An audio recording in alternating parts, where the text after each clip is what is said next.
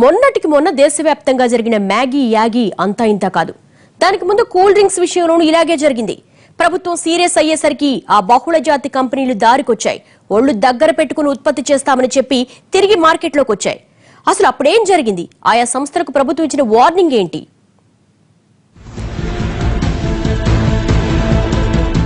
Maggi noodles పై నిషేధం విధించిన టైంలో నెస్లే కంపెనీ చేసిన పనిది. 407 ట్రక్కుల్లో టన్నుల కొద్దీ నూడిల్స్ ను తీసుకొచ్చి ఇలా ధ్వంసం చేశారు.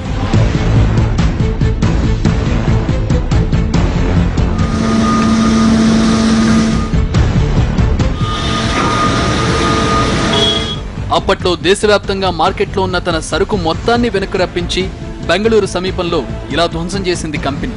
దాదాపు 320 కోట్ల రూపాయల విలువైన 27,420 టన్నుల మ్యాగీని బుల్డోజర్లతో తొక్కించి తర్వాత నిప్పుపెట్టారు.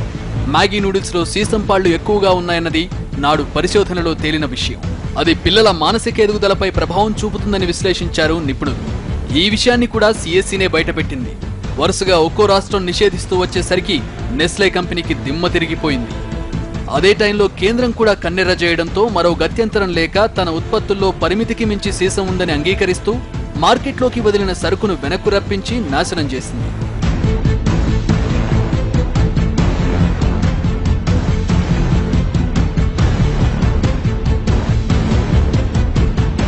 తన నూడిల్స్ లో తేడా ఉందని తెలిసినా వాటి వల్ల పిల్లల ఆరోగ్యాలు దెబ్బతింటాయన్న అవగాహన ఉన్నా మ్యాగీ విషయంలో అంతకుముందు అడ్డంగా వాదించింది నెస్లే కంపెనీ. తనవి నిఖార్సైన ఉత్పత్తులంటూ బిల్డప్ ఇచ్చింది. కోర్టులకు కూడా వెళ్ళింది. అయినా ఎక్కడ అవకాశం దొరకలేదు. నిషేధాన్ని కోర్టులు కూడా సమర్థించేసరికి మరో గత్యంతరం లేక ఉన్న సరుకును నాశనం చేసి భారత ఆహార ప్రమాణాలకు అనుగుణంగా కొత్త ఉత్పత్తులను తిరిగి మార్కెట్లోకి ప్రవేశపెట్టింది. ఏ మోతాజులో ఏ ప్రోడక్ట్ వాడాలనేది ఆ మోతాజు దాటి వాడితే మనకు సైడ్ ఎఫెక్ట్స్ వచ్చే ప్రమాదం ఎక్కువ ఉన్నాయి. ఇవన్నీ గవర్నమెంట్ సీరియస్గా ఇంప్లిమెంట్ చేస్తే మనకు ఇప్పుడు మ్యాగీ విషయంలో కూడా సిఎస్సి పగడ్బందీ నివేదికలే ఇచ్చింది. థర్డ్ పార్టీ టెస్టులు చేయించింది. ఆ పరీక్షల ఫలితాలను భారత ఆహార ప్రమాణాల సంస్థ అంగీకరించింది. అప్పట్లో మొట్టమొదట ఉత్తరప్రదేశ్ నుంచి సేకరించిన శాంపిల్స్ లో ఈ విషయం బయటపడింది. దీంతో ఆ రాష్ట్ర ప్రభుత్వం నిషేధం విధించింది. అలర్ట్ అయిన మిగతా రాష్ట్రాలు కూడా పరీక్షలు చేయించాయి. అన్ని చోట్ల అదే ఫలితం కనిపించడంతో నెస్లే సంస్థ పప్పులు ఉడకలేదు. ఇదే నెస్లే అమెరికాలో మరో రకమైన ప్రమాణాలను పాటిస్తోంది.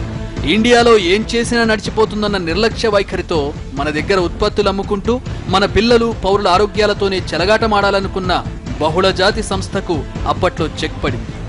వాడే కెమికల్ బట్టి, వాడే అడల్ట్రెంట్ బట్టి డిఫరెంట్ సిస్టమ్స్లో ఎఫెక్ట్ కావచ్చు.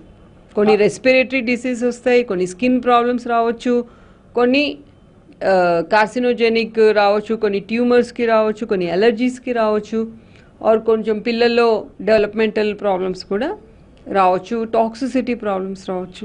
గతంలో కూల్ డ్రింక్స్ విషయంలోనూ అదే జరిగింది. కూల్ డ్రింక్స్ లో పురుగు మందుల అవశేషాలున్నట్టు కూడా సిఎస్సి పరిశోధనలోనే తేలింది. అసలు సిఎస్సి కార్యకలాపాల గురించి బయట ప్రపంచానికి తెలిసింది కూడా అప్పుడే. మామూలుగానే కూల్ డ్రింక్స్ ఆరోగ్యానికి మంచివి కాదు. దానికి తోడు పురుగు మందు అవశేషాలు బయటపడడం సంచలనమైంది. మార్కెట్లో దొరుకుతున్న అన్ని ప్రముఖ బ్రాండ్స్ లోనూ ఈ అవశేషాలు బయటపడ్డాయి.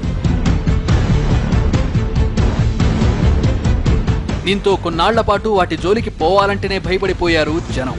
డ్రింక్స్ తయారీ కోసం మల్టీనేషనల్ కంపెనీలు మన నీళ్లను విచ్చలవిడిగా వాడేసి చివరకు మనతోనే పురుగు మందులు తాగిస్తున్నాయంటూ అప్పట్లో జాతీయవాదులు ఆందోళన చేశారు. యథావిధిగా మేమేం తప్పు చేయలేదని వాదించాయి కంపెనీలు.